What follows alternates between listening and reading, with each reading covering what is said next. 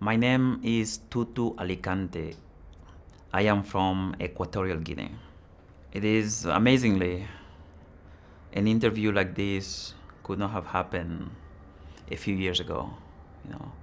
And that's because just a few years ago, I was still using pseudonyms to write articles or pseudonyms to provide congressional testimonies.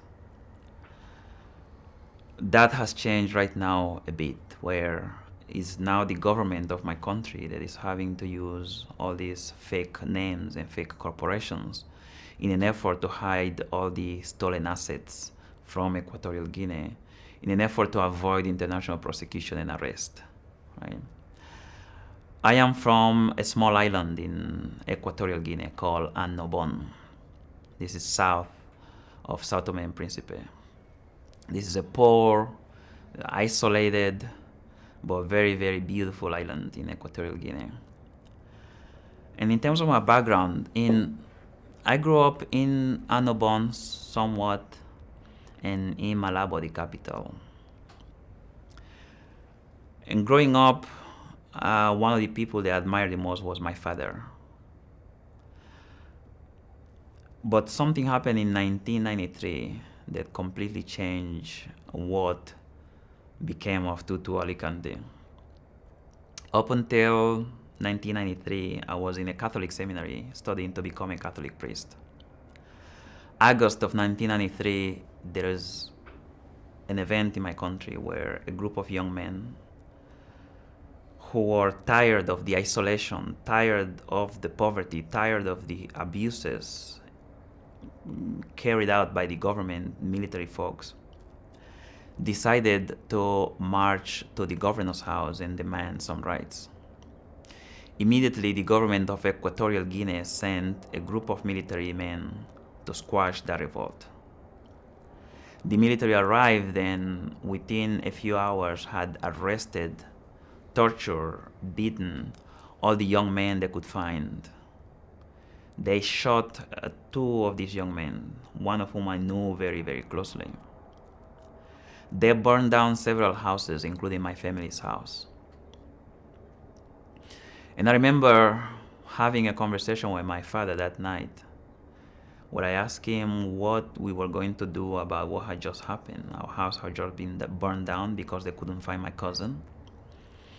And to this day, I vividly remember my father's face.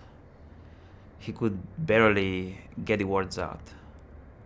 But his answer to me, there's nothing we can do. We just have to build another house.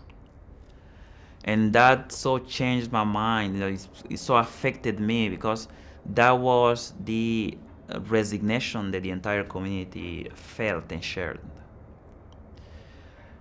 I refused at that moment to believe that nothing could be done. In the face of these atrocities, nothing could be done. That you could have your son killed, there was nothing you could do. You could have your house burned down, there was nothing you could do. One would expect that in the face of grave atrocities, having your son killed, having your house burned down, a human being would react in some way.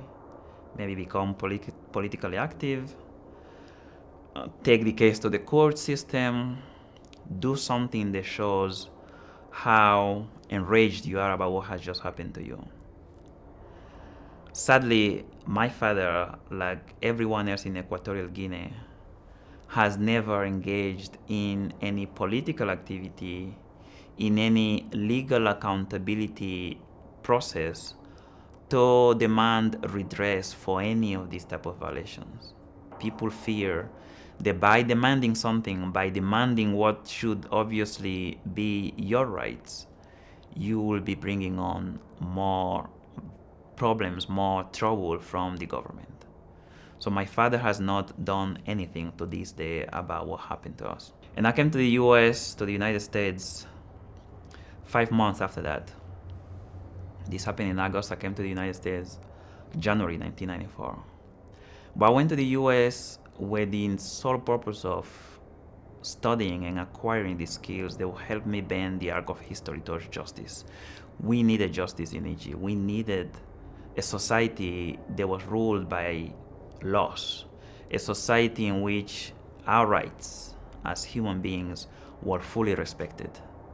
And that is what I do now. I run an organization called EG Justice, and we work with people from Equatorial Guinea, inside the country and in the diaspora, to bring about change, because we need change desperately.